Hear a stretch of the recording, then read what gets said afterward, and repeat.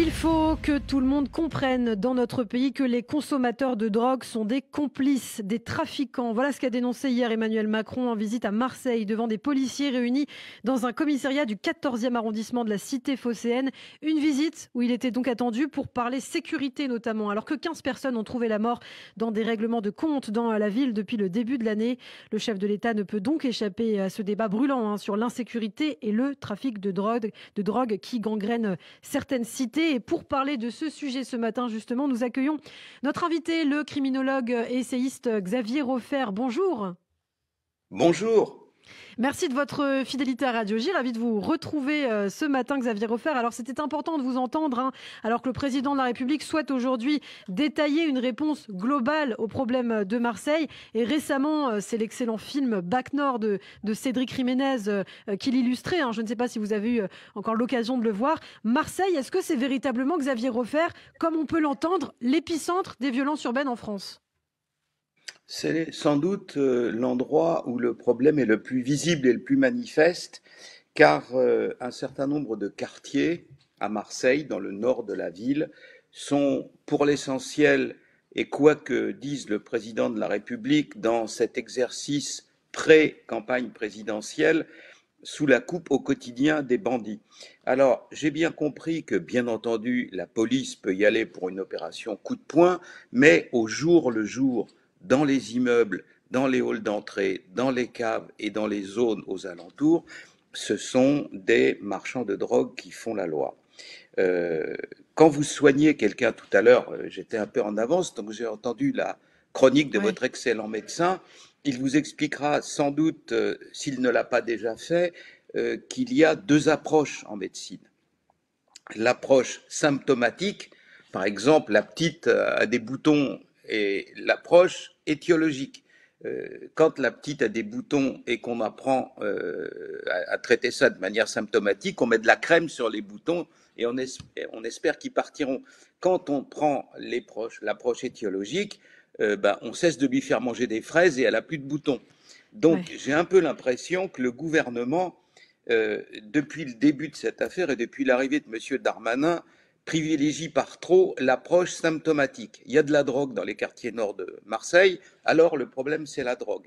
Eh bien non, parce que, comment dire, tous les criminologues savent, et les ministres pourraient le savoir aussi s'ils en avaient envie, s'ils avaient envie d'apprendre ça, que les bandits, les gangsters, les voyous, ceux qui s'entretuent dans le nord de Marseille pour des guerres de territoire, pour conserver ou pour conquérir des territoires où ils vendent de la drogue, ces bandits-là n'ont pas de métier. Vous avez un métier, il en a, j'en ai un. Dans le milieu criminel, on n'a pas de métier. On prend des opportunités de gagner beaucoup Mmh. d'argent le plus vite possible. Voilà. Donc le problème à Marseille, c'est l'existence même de ces quartiers hors contrôle et le symptôme de ce contrôle, c'est le fait qu'ils y trafiquent de la drogue. Mais ils ne font pas que ça. Il y a des prostitutions de Bien mineurs, il y sûr. a des ventes de voitures volées, etc., etc. Et Donc j'ai l'impression que le problème est mal posé. c'est intéressant, Xavier Roffer, vous parliez de symptômes, et c'est ce que vous expliquiez récemment au site Atlantico, quand dans un quartier hors contrôle, je vous cite, on tape une équipe de dealers sans avoir d'abord repris le contrôle du dit secteur, on y déclenche sur le champ une guerre de territoire. Donc c'est ce que vous avez expliqué au site, c'est le serpent qui se mord la queue en quelque sorte. Comme toujours en pareil cas, il ne faut pas se tromper de diagnostic. Notre Ouais. modèle en matière de traitement des affaires criminelles est le même que le modèle médical. On repère des symptômes significatifs, on essaye de leur trouver une logique et après ça d'appliquer un traitement. Alors, je ne suis pas seul à dire ça, tous les policiers de la base, les policiers de la BAC, de la brigade anticrime, ceux qui sont sur le terrain le disent. D'abord, il faut reprendre et sécuriser un quartier, et après ça, y interdire les trafics criminels, et au premier rang des trafics criminels, celui des stupéfiants, évidemment. Autrement, si on ne fait pas ça, comme vous avez tapé une équipe, arrêté des gens d'une équipe de vendeurs de drogue, d'autres vont essayer d'occuper la place, parce que ça rapporte beaucoup d'argent. Si vous me laissez une seconde, je vais vous donner deux chiffres, Bien sûr. ou trois. Chaque année, la France consomme, ce sont des chiffres officiels. Chaque année, la France consomme 400 tonnes de cannabis, 400 000 kilos. C'est un phénomène extrêmement massif et si le président Macron tente de sevrer les centaines de milliers d'individus, voire les millions qui consomment cette drogue, bon courage à lui. Personne n'y est jamais arrivé au monde. Hein. Donc l'approche de dire, c'est comme l'alcoolisme, quoi. Comment voulez-vous interdire aux gens de boire de l'alcool? Vous allez mettre un policier derrière le dos de chaque citoyen, c'est impossible. Premier chiffre. Deuxième chiffre, certains des points de deal des quartiers nord de Marseille, ce sont les policiers qui le disent. Vous savez, ils surveillent avec des jumelles, ils regardent les Oui. transactions, ils les comptent, etc. Rapportent jusqu'à 50 000 ou 60 000 euros par jour. Voilà. Et troisième chiffre, parce que ces gens-là ne font pas que de vendre du cannabis, hashish, marijuana, ils vendent aussi de la cocaïne. En février 2020, un conteneur sur le port de Marseille avec 3 tonnes de cocaïne a été capturé. Si cette cocaïne s'était vendue par petites doses dans la rue, le chiffre d'affaires pour les voyous était de Mm. 170 millions d'euros. Comment Oui. voulez-vous? Voilà, c'est un phénomène C'est une véritable extrêmement économie massif, parallèle également mais aussi pour le. totalement, Ouais. mais Ah, totalement. Alors, alors, donc, la, la je vous en prie. difficulté aussi, la difficulté aussi, Xavier Refer, c'est le fait de rentrer dans ces quartiers hein, qui sont organisés comme de véritables ghettos. On parlait il y a quelques années de no-go zones. Ce sont véritablement des no-go zones. On a entendu hier l'ancien Premier ministre et ministre de l'Intérieur Manuel Valls très ferme sur RMC. Il faut tout reprendre à zéro. Il faut tout raser, tout reconstruire. Il faut repeupler autrement ces quartiers. Voilà ce qu'a dit Manuel Valls. Est-ce que c'est une des solutions? Est-ce que vous êtes en accord avec ce qu'a dit l'ancien Premier ministre? Mais évidemment non, comment allez-vous faire? Enfin, vous vous rendez compte, les quartiers nord de Marseille, chacun des quartiers en question, c'est entre 20 et 40 000 habitants. Au total, euh, euh, et il y a naturellement le critère des gens qui vivent dans ces quartiers, d'où toute l'économie réelle. Ce qu'il y a dans votre quartier, vous descendez de chez vous, vous pouvez acheter à manger, aller à votre banque, aller à la poste. Tout ça a disparu ou presque des quartiers nord. Et donc, vous vous rendez compte que la population de Marseille, 27% de la population vit dans ces quartiers. 30% de la deuxième ville de France. Alors, Valls, il est gentil, mais alors il va tout raser et il va envoyer les gens où ça à la campagne et puis après ça les faire revenir une fois qu'on aura reconstruit Disneyland. C'est naturellement totalement impossible. Vous savez, un être humain et une ville, c'est pareil.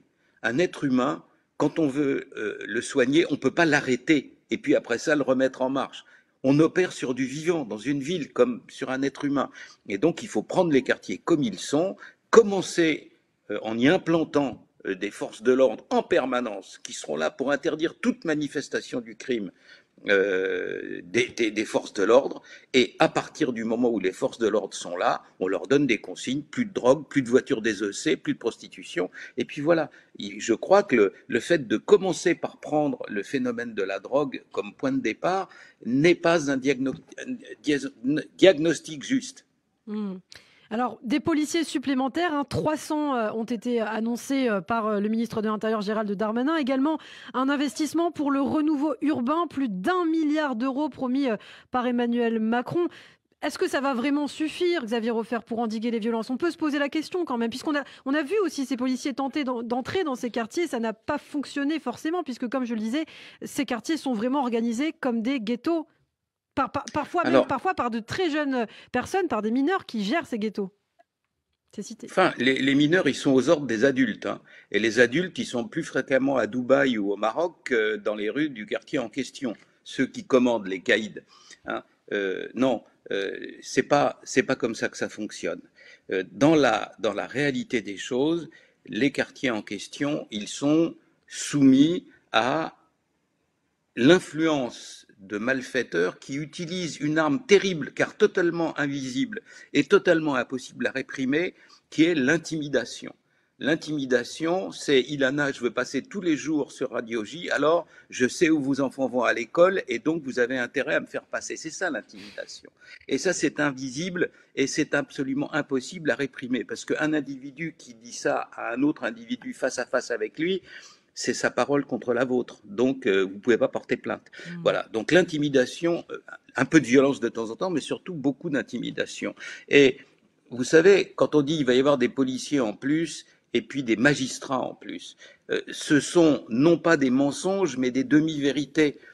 Par exemple, si les policiers arrêtent des gens et que par derrière, il n'y a pas de magistrat pour les juger, eh ben, la chaîne judiciaire, elle s'interrompt. Alors, sur les magistrats à Marseille, Monsieur Dupond-Moretti est venu et il a dit voilà, il y a 16 magistrats nouveaux, mais il a simplement omis de dire, le pauvre, qu'il y en a des qui partaient à la retraite ou qui changeaient d'affectation. Donc ce qui fait que quand on fait la soustraction entre ceux qui partent et ceux qui arrivent, il reste 4 magistrats nouveaux. En plus, 4 vrais, pas plus. 4 magistrats à Marseille, mais c'est une goutte d'eau dans l'océan. Vous voyez, donc il y a beaucoup d'effets d'annonce. Monsieur Macron visite le palais de Dame Tartine, on lui a tout nettoyé, tout est propre, sans doute les habitants ont-ils été filtrés, alors il a des habitants en face de lui pour faire joli sur les images télévisées, mais dès demain, le trafic recommencera. J'en prends le pari, le trafic recommence dès que le président aura quitté Marseille. Et des fois même pas toujours. Je vais vous donner un exemple. Récemment, il y a eu Très rapidement, une caravane comme ça à Montpellier où le président est venu. Les dealers se sont déplacés de 200 mètres. C'est-à-dire que même pendant que le président était au quartier de la Paillade, à la Mosson, là, à Montpellier, 200 mètres, les dealers continuaient à dealer. Ils s'étaient juste écartés du convoi présidentiel de 200 mètres. Un constat bien pessimiste en tout cas pour vous, Xavier Roffer, criminologue. Merci beaucoup d'avoir été avec nous, d'avoir répondu à nos questions. On vous retrouve très bientôt, je l'espère, sur Radio J. À très bientôt.